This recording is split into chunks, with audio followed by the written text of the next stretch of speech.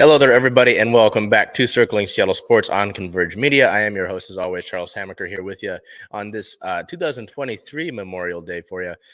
Full week, of course, nothing else really slowing down. I know I mentioned last week how I said the Seahawks are going to kind of slow down, but they have OTAs, so I lied about that.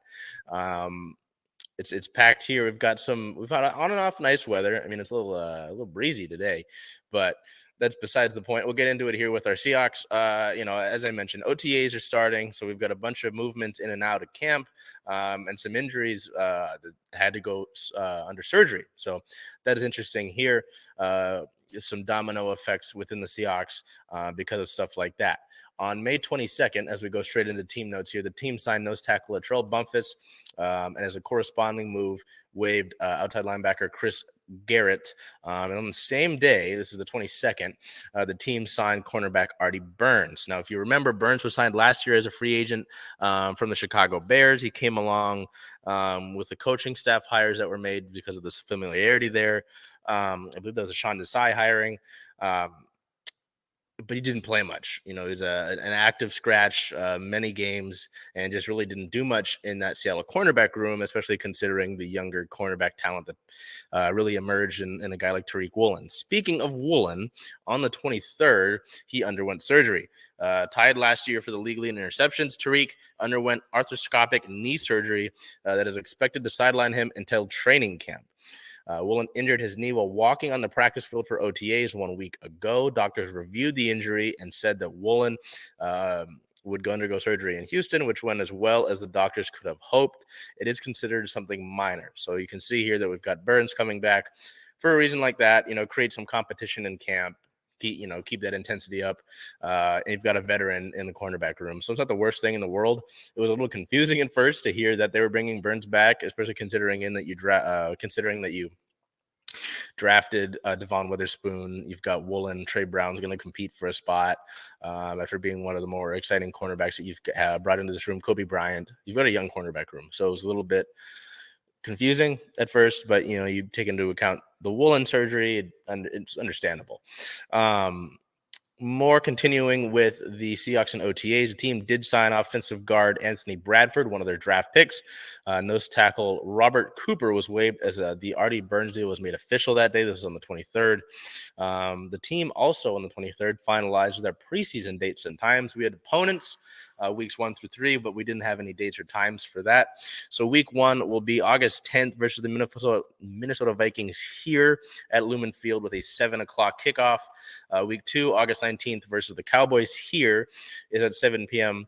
And then week 3 to wrap up the preseason, August 26th at the Packers at Lambeau with a 10 a.m. start, which is going to be interesting for a preseason game, but I digress.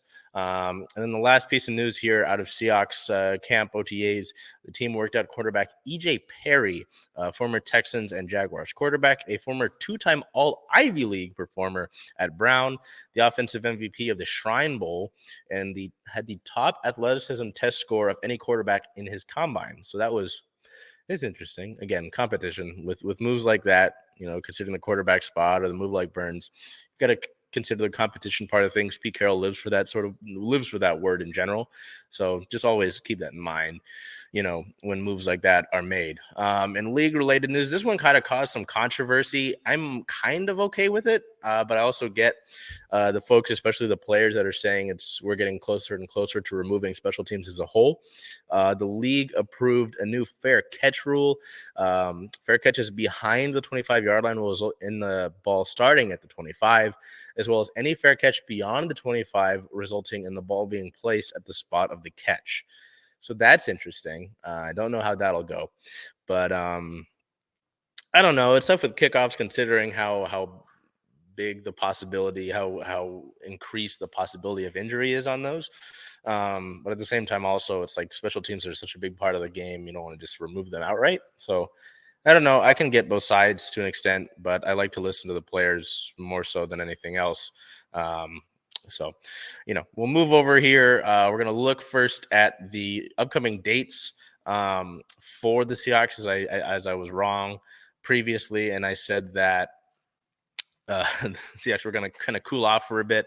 Their different OTA offseason workouts include the May 22nd, 24th, or 25th, May 30th, which is tomorrow, June 1st and 2nd, and then June 12th through 14th. And then mandatory mini camp is June 6th through 8th. Obviously, OTAs don't include the word mandatory. So any sort of anger about those guys and any certain veteran not being there doesn't necessarily make sense because they don't have to be there. So we move over here to our Mariners, who are continuing their 10-game homestand to end the month of May.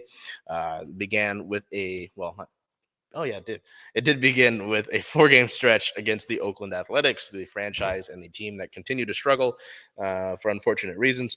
May 22nd versus the Athletics was an 11-2 win. Our player of the game, left fielder Jared Kelenic, 3 hits, 2 runs, 3 RBIs, and a 2-run homer as Luis Castillo recorded his 1,000th career strikeout in that game. Our photo, we did not have one for that game. That was a big one. I mean, Kelenic had a big game, as you can see, with being named player of the game. But Julio Rodriguez also got going pretty well in that one. Reached base all 5 times that he went to the plate. Recorded 3 hits on the day. So nice to see Julio have that sort of start to the homestand after he had been relatively struggling to begin the year. Same with Jared continuing to push forward, and Seattle gets a nice blowout win to start the homestand. May 23rd in Game 2 versus the Athletics, a 3-2 win, a nice and tight one. The player of the game, shortstop J.P. Crawford. J.P. 1 hit, 1 run, 2 RBIs, 1 walk, and a 2-run homer to tie that game up. And then Ty France, just a batter after, and you can see our picture of the game here from Live Lions, had a solo shot to give the Mariners a lead that they would never look back from. May 24th in Game 3 versus the Athletics, a 6-1 win. Our play of the game, right-handed pitcher Bryce Miller. Miller continues his historic start to his young career. 6 innings pitched, 2 hits allowed, no runs allowed, 1 walk, and 6 strikeouts. In that game on the 23rd, France had been hit on the hand by a pitch and caused some major swelling. It didn't hit his wrist, which has caused him problems before. So he just took the day off. And as you can see here in our picture of the game by Brian Saldana, Sam Haggerty was playing at first. I just can only imagine what positions Haggerty will not have played by the time that his career has ended.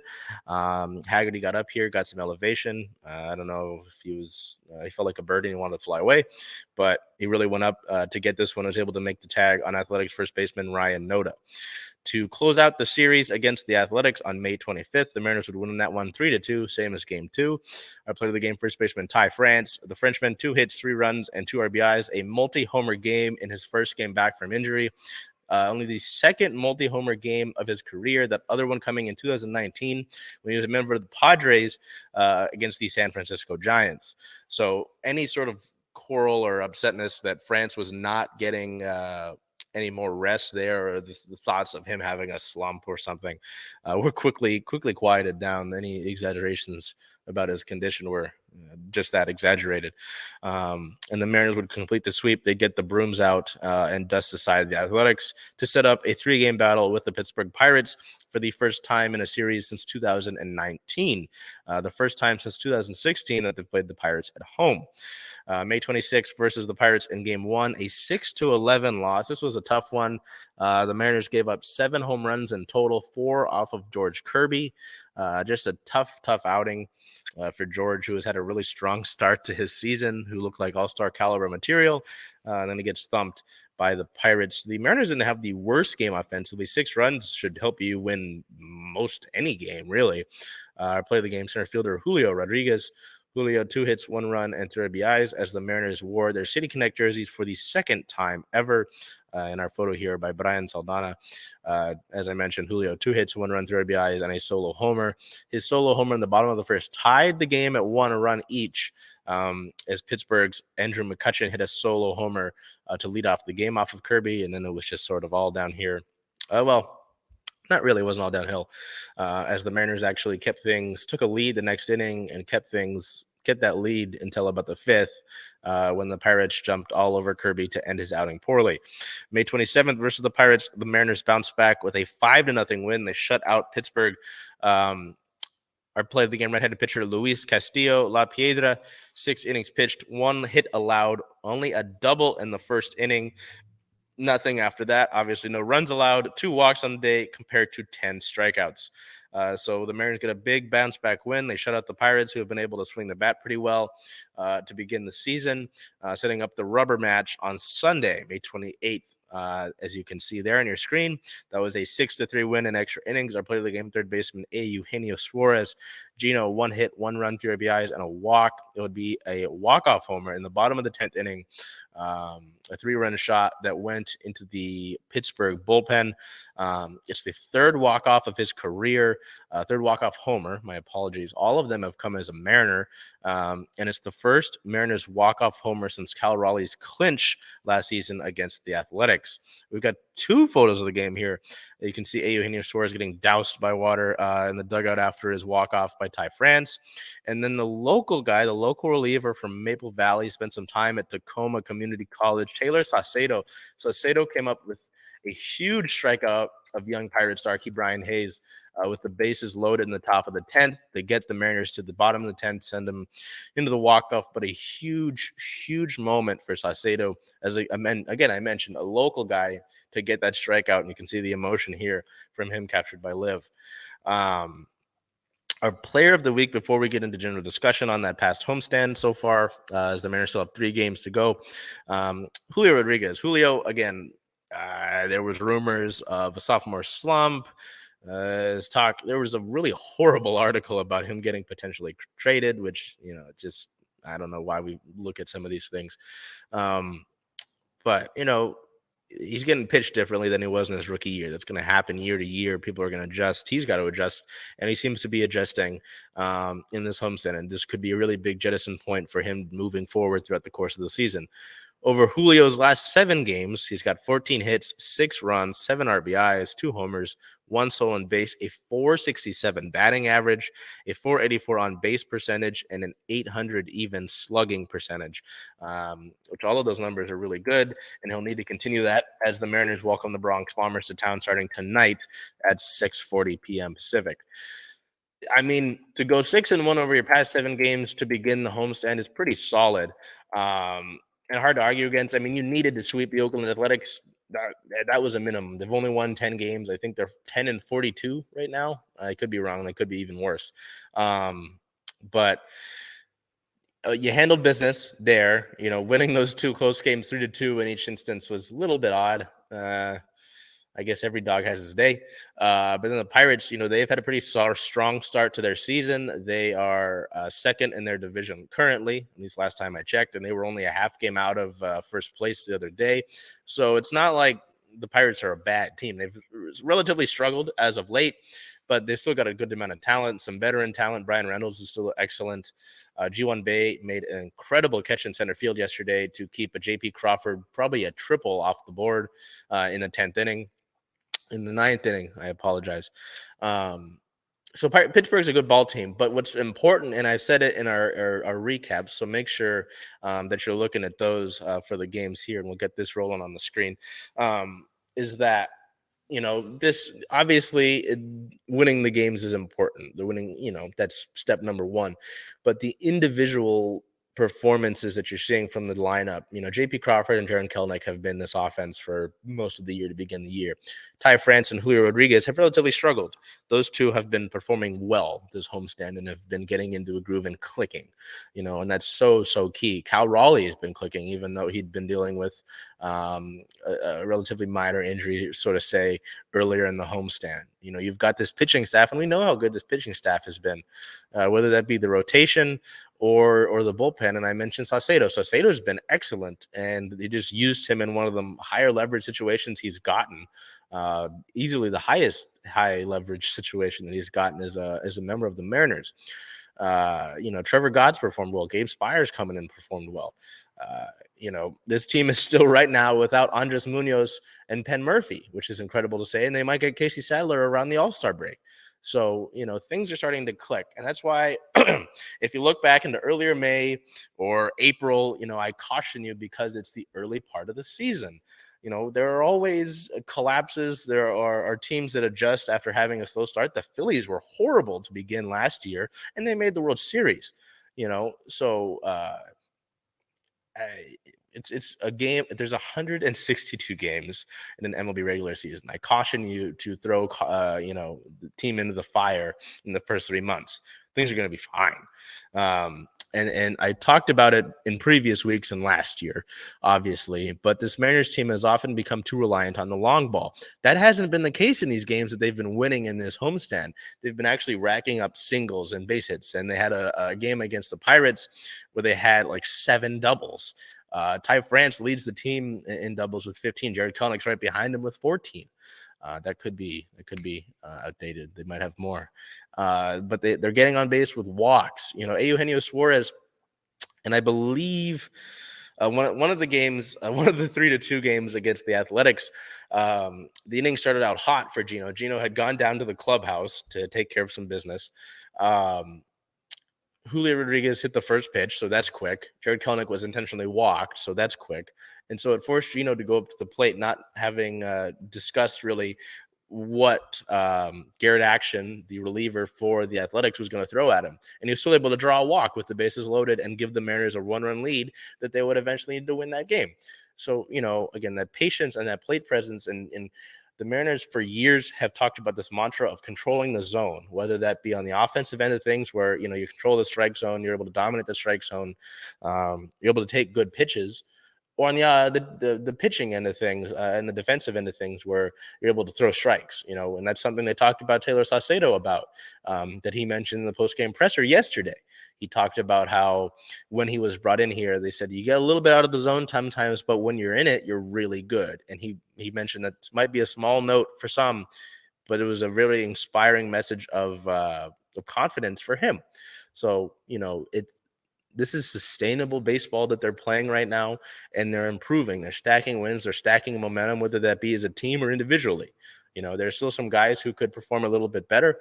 That's obvious case, but this is a very encouraging homestand. Obviously, you've got 3 games against the Yankees. The Yankees, one of the most recognizable brands in all of sports. So it's always nice to beat New York, especially after last year where they had that 13-inning thriller. That series in Seattle around is pretty good, and even the one in New York.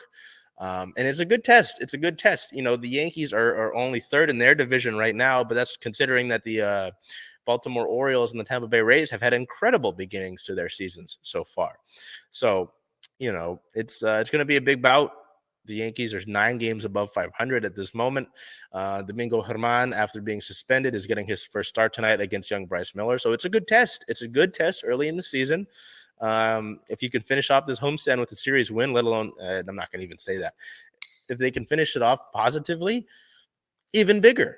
And then after this series against the Yankees, you go down to Texas in that ugly warehouse dome of a stadium that they call home against the Rangers, and you play a team that leads the division right now, which is another test. So building these wins, I feel like, is important instead of if you went into those with a middling attitude. And, so it's encouraging. It's encouraging to see right now with the Mariners, and that's what I'm happy about. That's what to move forward with, and they can continue that tonight.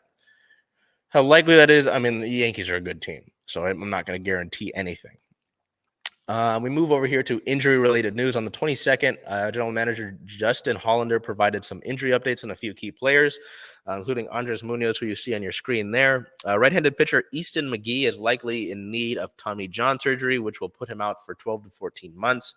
Quote from Justin Hollander, it's likely going to result in Tommy John surgery for him. What they're seeing is that the instability in his UCL is causing the flexor to not heal properly. So no matter how much you do under rehab for the flexors, that UCL ligament seems to be causing a problem. They don't know for sure, but he's likely headed for Tommy John. That's unfortunate just to end McGee's season relatively in the next 12 to 14 months, as I mentioned.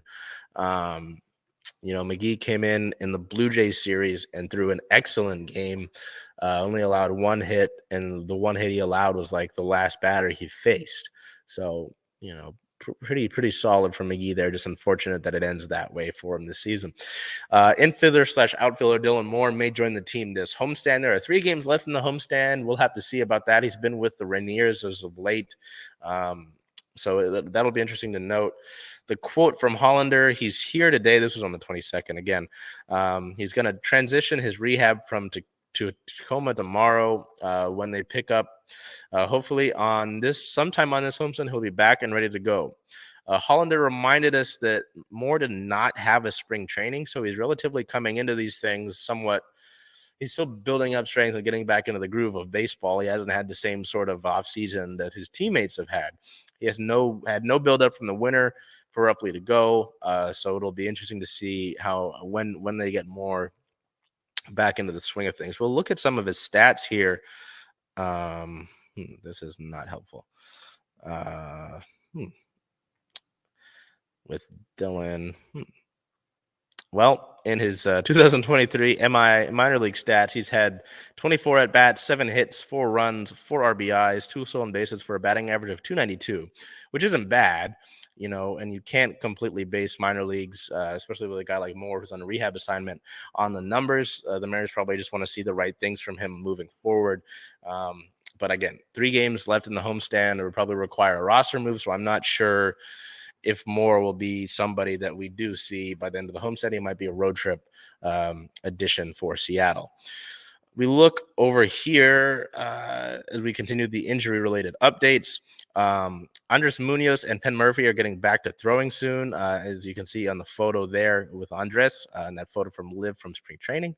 The quote from Hollander on Munoz and Murphy said, Munoz, I think the update was he had gotten the PRP shot. He feels great coming off of that. He's progressing towards what we hope is activation sometime on the next road trip.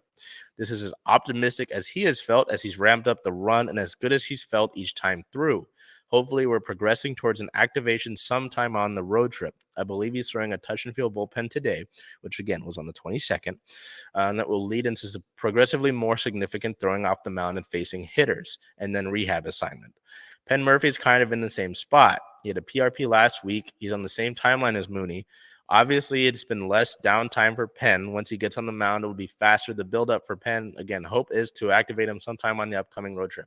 So Seattle would get 2 of their best relievers back on this road trip, as they continue to stack momentum, as I've mentioned. So this could be a really big deal for Seattle.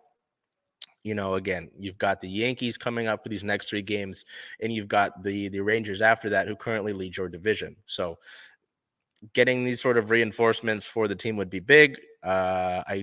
There's no clear timeline for that, as Hollander said, but something to keep note of as we continue forward, that those sort of reinforcements can come. I mentioned Casey Sadler. Sadler has a timeline for his return finally. After having a great 2021, the reliever may be able to join the team again around the All-Star break. Hollander said, he's been cleared to begin a throwing program. We're cautiously optimistic, given the progress he's made with the PT up here, that if all goes well, we're thinking roughly very early on this All-Star break type of readiness for him right now. He has made a lot of progress since we shot him back down. He's feeling better, and we're hopeful that he will do that and be able to avoid a second surgical procedure. So some hope there for Casey Sadler, who had incredible numbers for the Mariners in 2021 and was a big part of that bullpen. But not so good news on Evan White, the former Gold Glover at first base for the Mariners. He suffered another big injury setback. Hollander says that Evan White has recently had surgery and will be out for months at minimum and not weeks. Evan, on the 22nd, had surgery today in New York with Dr. Kelly. The surgery and this is, I guess, Hollander read the direct quote from the doctor. The surgery released the tendon that was impinging his joint and also cleaned up significant scar tissue and in and around the hip area. We anticipate him coming to Arizona at the end of next week. Then we'll need to see how he responds to the rehab in order to map out a timeline for his return. It will be obviously a lengthy rehab process. I don't think he's 4 weeks away from rehab. I'd say 3 months minimum for him to be back out on the baseball field in some sort of rehab type activity / baseball activity. They do feel like the surgery helped by releasing detected and cleaning out what they deem significant scar tissue around the hip.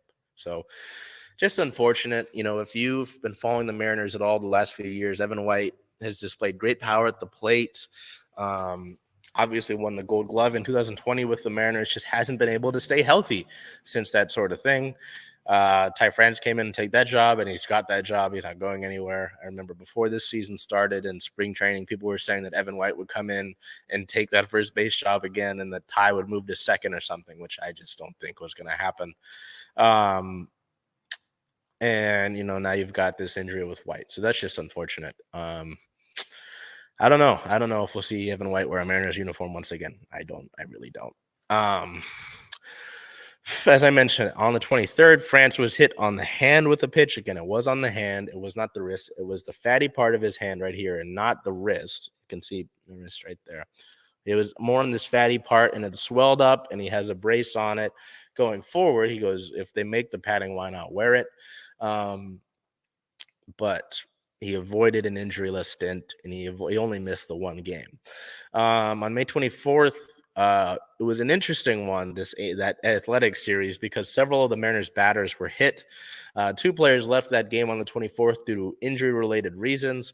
Third baseman Eugenio Suarez left the game to get ice on his right foot / ankle after being hit with a foul ball on the on-deck circle. So that one was a little odd. I believe they were playing cautious on that one, especially considering if we go back to the score of the game on the 24th, they won 6-1. Yeah, so there's no reason to keep him in. And then AJ Pollock left the game with tightness / an issue in his leg on a stolen base. So that was interesting. To wrap up with team news here for our Mariners, Julio Rodriguez is now sponsored by Alaska Airlines, the center fielder.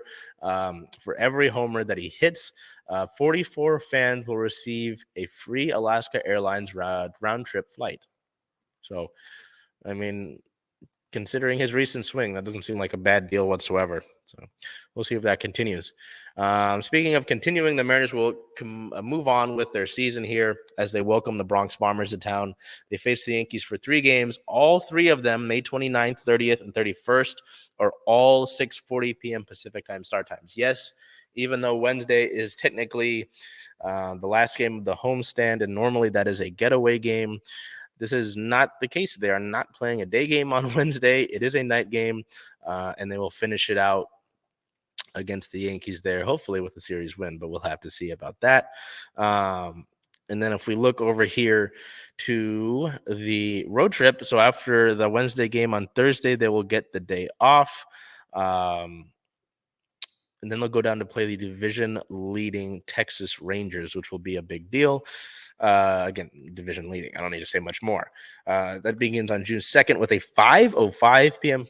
First pitch. June 3rd is a 1:05 first pitch. And then June 4th at the Rangers to wrap up that series down in Arlington is an 11:35 a.m. first pitch. So big series there. You've got the Yankees in town. Anytime you play the Yankees, it's a big deal, just whether because they're good or just the hype that comes with the Yankees.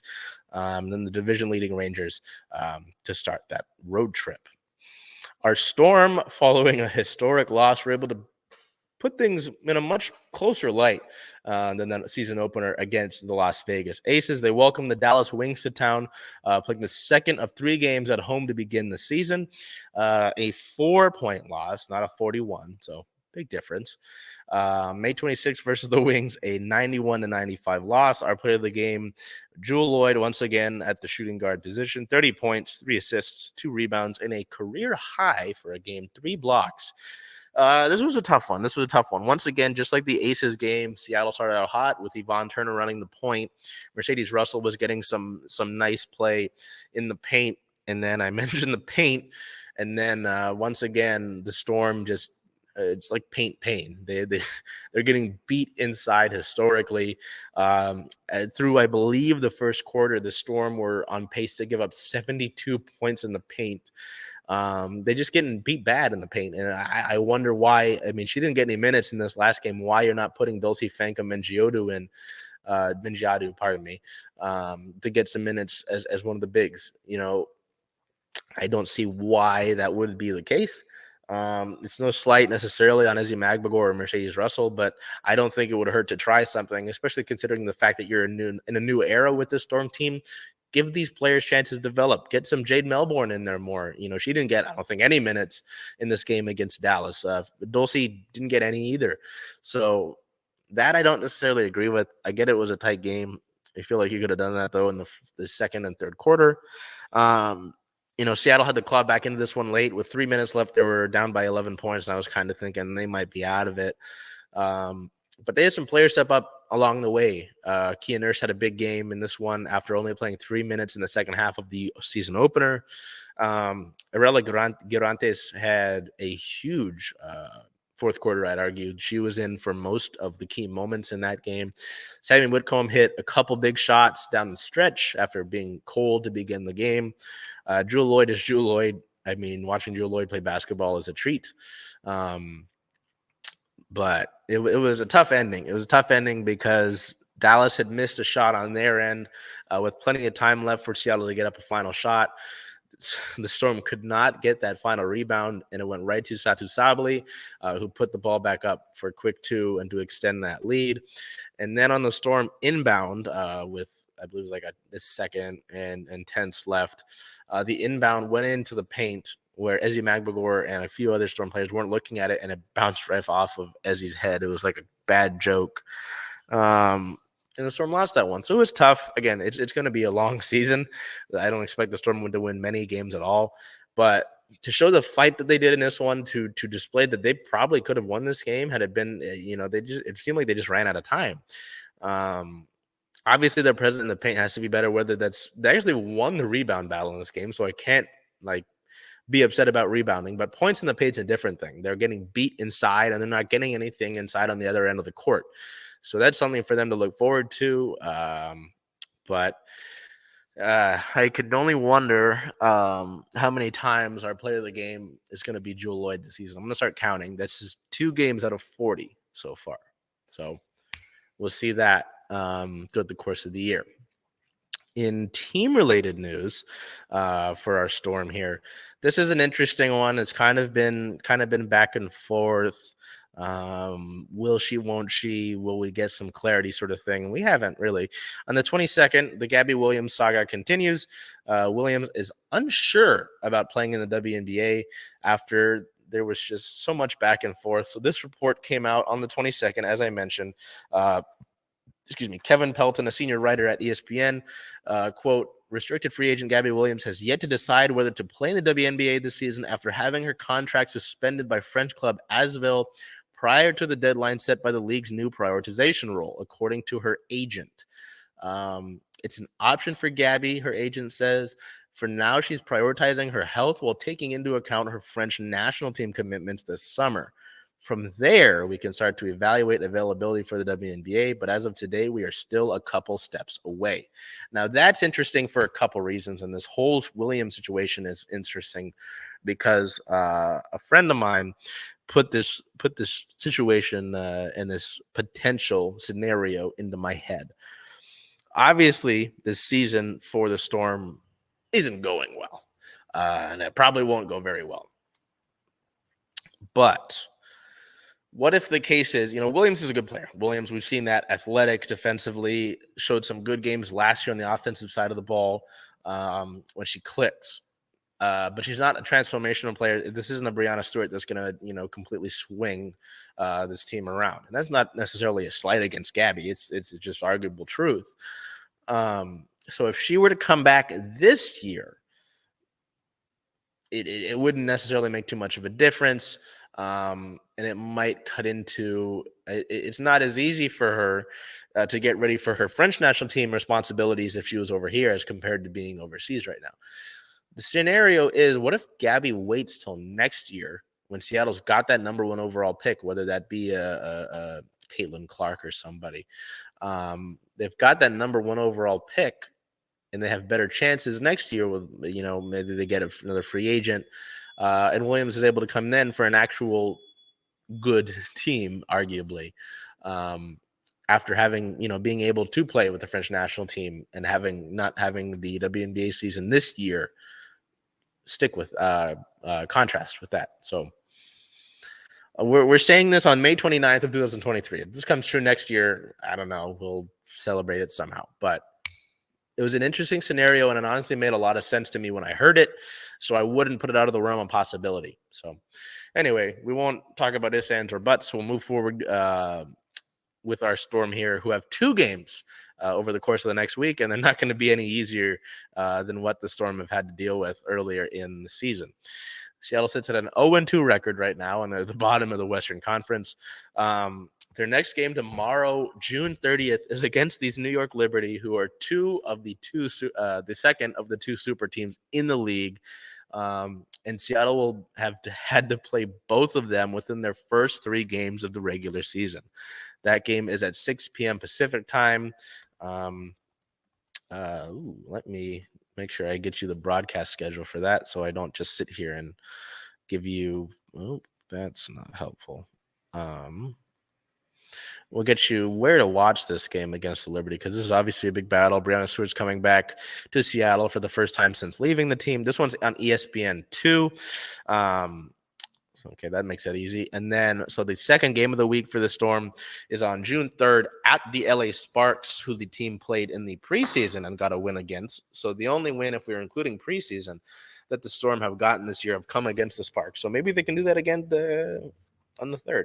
June 3rd at the Sparks, a 7 o'clock tip. That's on the CBS Sports Network, Fox 13 Plus, and Amazon Prime Video, which if you're in the state of Washington, you can just watch it on Amazon Prime Video. Makes it easy. So we'll do that. Well, I was going to say, speaking about easy, but it wasn't easy for the Seattle Sounders here this past week, who were able to get back in the win column. Over the past week, they hosted the New York Red Bulls for the first time in just around 4 years, which is the longest break between opponents in all of the MLS. It was the longest break. Now it doesn't exist anymore. So the past week, May 27th versus the New York Red Bulls, a 1-0 win. Our player of the match, goalkeeper Stefan Fry. Steph, a 7.8 match rating, 3 saves, 1.14 expected goals on target faced. So he should have had a goal against, but he denied that. And 3 recoveries, which it resulted in a league-leading 8th clean sheet on the year. I mean, this was a big one. They don't play the Red Bulls very often, as I mentioned. And they were without a 11th player for the last 15 minutes, as João Paulo was given a second yellow and a relatively soft call. I mean, there was no clear and obvious intent to take that player down. I understand that he was on his second yellow, so I mean, sure, a little bit, but even then giving him a yellow for that call was just pretty soft, pretty disappointing, especially considering that João Paulo doesn't have this sort of discipline history, so to say, and it was a bad call. Bottom line, it was a bad call. We'll go to our picture of the game here by Brian Saldana. Jordan Morris would score the first goal of the match early on, but instantly after he scored, he was wincing and he looked upset. And you're like, well, why does he look upset? He just scored a goal. He would leave with a groin injury. There's no official designation as of yet with that injury to Morris. Morris himself said he would be back in 2 weeks. I don't know if that's going to be true. If that's the case, he will miss the doubleheader against the Portland Timbers on the 3rd, which is unfortunate. But I guess long-term, health. Excuse me.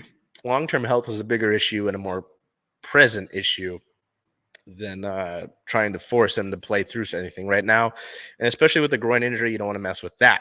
So just unfortunate for Morris, getting that goal. It was the Leo Chu to Jordan Morris connection once again, a connection that had terrorized Sporting Kansas City down in Kansas City. In that matchup when Morris had 4 goals, had jettisoned both Morris and Chu up to goals for Morris and assists for Chu in the top of the league, respectively.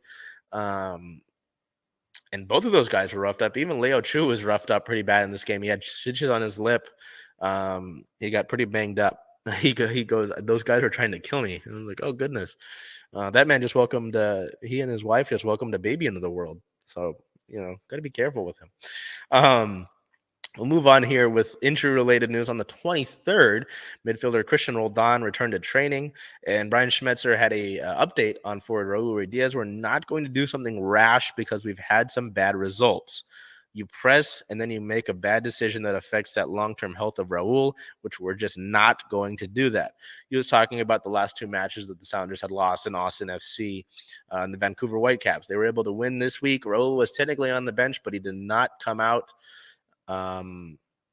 He did not come on as a substitute in this game against the Red Bulls. So, I would rather not just try and force him out there. It just seems like a bad idea. The injury report against the Red Bulls, some of the usual suspects, except it's the same guys from the last week when I mentioned those last five guys for the Austin match and the Vancouver match.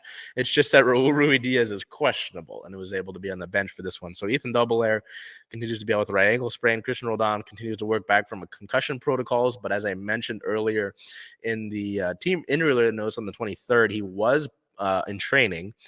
He might be a few weeks out, though, still.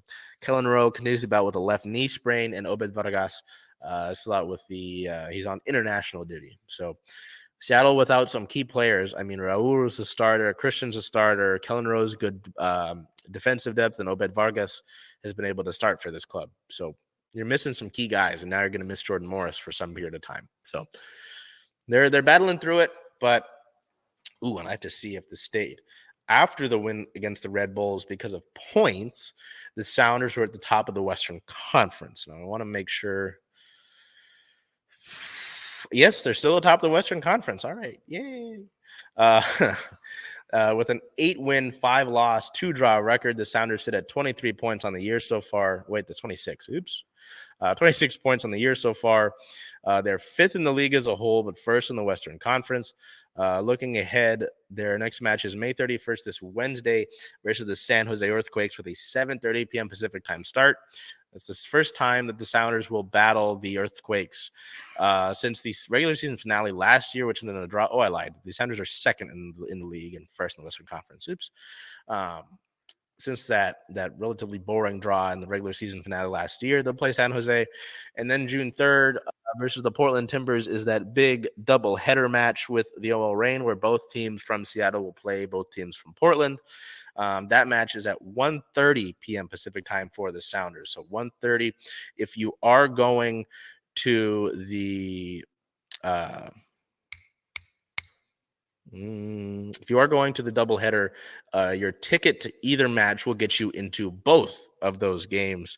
So, I mean, you could say for both. I'm going to be there for both. It's going to be a long day, but it should be a fun day. Oops, I got to switch hats. Here we go. Keeping with that, and it's a good transition considering the Kraken season is over. And I just mentioned the doubleheader. We go over to our OL Reign here, who last week was a really tough loss. That 4-1 loss at home against Gotham, just really demoralizing. This week, not so much whatsoever. They flipped the script. They beat Angel City FC let me check that. But they beat Angel City at home 4-1. So they flipped the script. They flipped the script of the score last week, and they beat Angel City with 4 unanswered goals after Angel City scores an Olympico to begin the game. It's 2 big performances in this one. I just want to double check the result of the Angel City. So so they still haven't lost Angel City in their existence yet since Angel City came to the league last year. 2 players of the match here. First, Megan Rapinoe. Megan, a 9.8 match rating. That is out of 10. That's one of the higher match ratings I've ever seen. 3 assists on the day, 5 shots, 71% passing, which is, I go through the 5 shots and the passing percentage, and that's fine. 9 chances created is the highest number of chances I've ever seen created in a single match by a player. And 10 passes into the final third. Now, through the first say 20 minutes or so before Elise Bennett scored on the Rapinoe service. Rapinoe, some of the services and some of the free kicks just didn't look that great. And it was like, oh, well, this just isn't that great. Rapinoe had the nice ball into Elise Bennett for Bennett's first goal as a member of the Reign. And then two other assists there to Veronica Latsko. and who is our second player of the match here. And we'll go to our picture of the game captured by Liz Walter. 9.8 match rating for Latsko, 2 goals on 6 shots, and a 72% passing. It's Latsko's first career NWSL brace. Some history in this match. I mean, Megan Rapinoe became the 5th player in league history to record 3 assists in one match.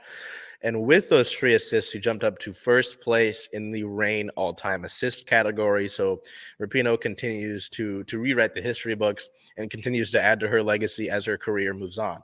But that is something that I do want to mention, all things considered, with Rapinoe. Excuse me. Pardon me on that. With Rapinoe, the last few weeks, and especially after that loss, I get that it was a thumping loss. You lose 4-1 to Gotham. You hadn't lost that bad, I think, since 2019. and they've lost in their entire history, they've lost that bad like 5 times, and 3 of them have been Gotham. And it's like, what is this all about? The point being, there was some exaggeration following that loss to Gotham, and especially about Megan Rapinoe. There were some exaggerated comments about retirement that people made and her being benched. Just, didn't make any sense. And in this game, Megan Rapinoe has a tendency to really use that fuel to the fire. And that came present today, and Veronica Latsko, I talked about her being somebody who Jordan Heidema a few weeks ago in the dash win, where Latsko had a goal and an assist, talked about how important Latsko was this team, how she's one of the hardest trainers. I believe head coach Laura Harvey mentioned how hard Latsko practices and how she's one of the hardest trainers that she's ever seen. Latsko provides defensive help. The Reign were practicing with her as an outside back, potentially for when the World Cup comes around and players like Sofia Huerta are gone. Just the importance that Latsko has had. All of those forwards. To see Bennett get her first goal as a member of the Reign was big. Bethany Balser had some chances here in this one. Quinn, who's struggled, they were out for most of the season earlier to this point with an injury that they suffered in preseason. So, for them to score the 4th and final goal of the game, the first goal in their career in the NWSL, was big. So this was just a big swing. I talked in the Mariners segment about how this that homestand for them could really be a big jettison point for them throughout the course of the season. Now, the Reign have started this regular season off well, so they don't necessarily need to a launch point or a big swell to get them moving forward. But what could help them, is a match like this, kind of similar to the Chicago match when the Reign won 5-2, shows them that their finishing works. And to get that, Laura Harvey talked about it in the presser after this win against Angel City about the importance of building out of the back, of building out of their defensive effort. And that was true. So maybe it just needed – with the iOS update, there's a good update of an emoji where it's shaking and its head's it's got the motion lines. But maybe they just needed to be shook around a little bit. Maybe they needed a loss like that to really wake them up and get them moving forward once again and keep things on track, keep them focused. Because there is a lot of chatter, so to say, around this club, with the potential sale from Olympic Lyon, Michelle Kang,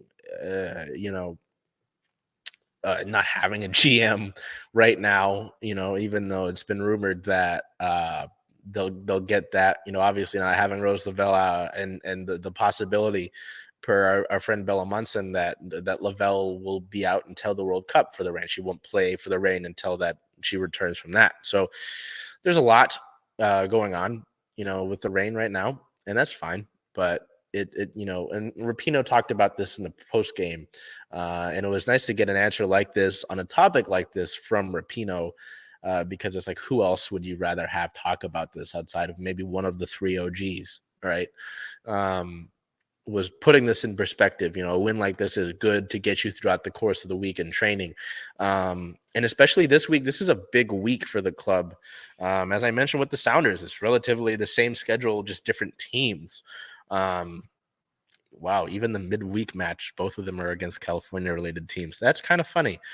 Anyway, we'll touch on the injury report against Angel City quickly. No questionables, but out 3 of the usual suspects over the last few weeks. Angelina continues to be out as she continues to bounce back from that season-ending injury last year. Again, mentioned still with training. Rose Lavelle, there was a report, as I mentioned, and I kind of teased it from our friend Bella Munson with Equalizer, that Rose Lavelle suffered a setback and she might not play for the Reign before the World Cup takes place, which is unfortunate considering the level of play that Lavelle brings in the midfield, the presence that she has. So might not see her until after the World Cup. Defender Phoebe McLaren has been, quote-unquote, progressing well, but has not been back in training yet as she continues to deal with a back injury. Midfielder Marley Canales is a new addition. She was out with COVID protocol from this match. So interesting.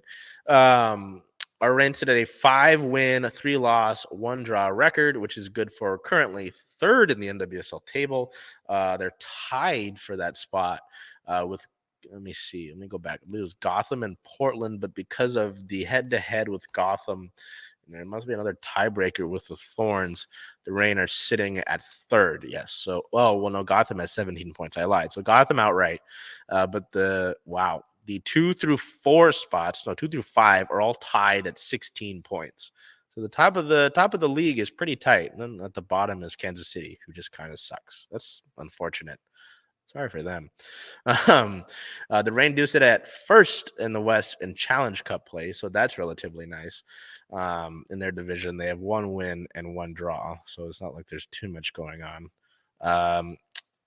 But speaking of Challenge Cup, this next match that you see on your screen here, May 31st versus the San Diego Wave at 7 p.m. Pacific time. This one is at San Diego. I apologize, on the road. This is a Challenge Cup match, so another chance to continue towards that $1 million prize pool money for each player. The $1 million prize pool money, I apologize, on Wednesday. So they'll have that. They won't get a full week of training before their doubleheader match against the Portland Thorns, the same day as that Sounders one. As I mentioned, again, if you buy one ticket to one of the matches, it gets you into both matches. June 3rd versus the Thorns is a 5:30 p.m. Pacific time start at Lumen Field. We'll see you there for both of those matches throughout the course of the day. It should be fun. I'd love to sweep Portland. After last year, the doubleheader, when the Reign won their match, but the Sounders did not. So I'd like to bounce back from that, but we'll see. We go over to our Seawolves here, who continue to roll forward. They continue to roll on. I talked about it last week about the importance of these last few matches in the regular season for the Seawolves before we get to the championship series of the playoffs. Especially building off of the matches that you had where you had kind of a bunch of bottom feeder teams and you wanted to build momentum against them, tune up against them and really get big performances, especially without your captain, Rika Tadding. They got a big performance in this win against Old Glory DC, the second team at the time. I don't think they've moved. No, they have not moved. The second team in the Eastern Conference in Major League Rugby. The Seawolves would win that one by a score of 41-19. So a good old DC beatdown. Our player of the match again is wing Ina Futi. Futi, another hat trick, his second hat trick this season. I believe it's his second in MLR as a whole. 3 tries scored, 15 points recorded, 8 ball carries, and 172 running meters. So Seattle continues this stretch down the course of the end of the regular season with a big win, as I mentioned, 41-19. It wasn't like there was a doubt in this one. They didn't have to necessarily come back from a lot or make it this big thing against Old Glory. They were able to win this one by a big margin, especially going into that was the 3rd last game of the regular season. Fourth last. I apologize. I jumped the gun. This was big. This was big. They continue to be without their captain, which, that's tough to do as a whole. But to get another hat trick out of Futi was big. To have, AJ Latino continue to play well as he has as the fly half for this team. it's his. Okay, I apologize. This is the third hat trick of his career in MLR, and he becomes the first player in league history to record multiple hat tricks in a season. Ina, to you, hats off. That's goodness gracious. Especially with Futi having the last few weeks after having had his hat trick against the Jackals, against Dallas. I believe, I don't know if this is updated for him. He just that was huge. It's a big time performance, and as I mentioned, when we learned the news about Hathing being out with injury, we needed people to step up. Inafuti has stepped up. That's big. And the exciting part is about this young wing is that he is he's young. He's young. This is somebody that can hopefully contribute to the Seawolves for years to come, and who knows, continue to rack up the hat tricks. So, very impressive there. Big performance from Futi. I'm sure he'll be in the MLR top 15 performers of Week 15. I don't know if that list is out yet. We're going to check if that list is out yet, because our next note, actually, in team-related news, is regarding last week's top 15. No, not out yet. But anyway, we'll get to that. So the on the 23rd, 2 Seawolves were named to the MLR top 15 performers of Week 14. Blindside flanker Ben Landry with 77 running meters, 15 ruck arrivals, and 9 tackles made, as well as outside center Dan Creel. Danny, 141 meters run, 11 ruck arrivals, and 9 tackles made. So we wrap up our Seawolves section here. The Seawolves sit at an 11-2 record, 11-2, 54 standing points, which is good for second in all of the league behind San Diego. The Legion have already clinched their playoff spot. With 5 standing points, the Seawolves will clinch theirs. Their next match and the opportunity to clinch that playoff spot is on June 4th versus the Utah Warriors with a 7:30 p.m. Pacific time start time here at Starfire Stadium. We will see you at Starfire for that one. I believe the Utah match was the second loss of the season for the Seawolves. Oh, goodness. That was a good match. It was tough coming off of the loss to San Diego, who I just mentioned has clinched their playoff spot already, and they've been the consummate best team in this league this year. That was a tight one. That was a 6-point loss down in Utah on April 15th. So Seattle's looking to get some revenge and looking to continue to build their case towards the postseason and clinch a playoff spot. To wrap it up, our Seattle Star of the Week, I thought with her, there were a lot of great options, for this week, whether you could go Julio or Taylor Saucedo after that strikeout yesterday. I was really contemplating putting Saucedo. You could have gone with Rapinoe. You could have gone with Futi. Just give them the honorary notes there. But with Veronica Latsko, who I did end up choosing, who is somewhat been a journeywoman veteran around the league, has dealt with some serious injury, had a tough giveaway in the last match against Gotham and was really hard on herself for that one and took that personally. For her to come back and record her first career brace and have this big performance against Angel City as a response was huge, and it was great to see that. Someone who always does what's asked, whether it's coming off of the bench in the last 25 minutes to bring a spark or play well defensively. They had her playing outside back, as I mentioned earlier in the year, whether or starting a match like she did in this one. Latsko does what she's asked, a consummate professional. Jordan Heidema raved about her, saying that she's one of the better players that she's ever played with. Megan Rapinoe raved about Veronica Latsko. Obviously, Laura Harvey did as well. So to hear that sort of endorsement and to hear how, obviously how close this club is amazing. But I wanted to highlight Latsko for this sort of performance, because she's been big in the matches that she's played in for the Reign this season, and will be big, especially when the World Cup comes around and the Reign will lose several players for the World Cup. So that will about wrap us up for the 2023 Memorial Day edition of Circling Seattle Sports on Converge Media. Man, it's so fun each week, to whether that's through the course of the week or through every Monday that we see that we get to tell these stories, that we get to see these different performances all across the board. So Whether we see it at a match this week or a game, it'll be T-Mobile Park tonight as the Mariners take on the Yankees. Make sure to remember that famous quote from Ken Griffey Jr. If every team didn't want to sign me and the Yankees wanted to sign me, I would retire, or something along those lines. Regardless, until I see you again, take care of yourselves, be well, and do whatever you can to make today a great day.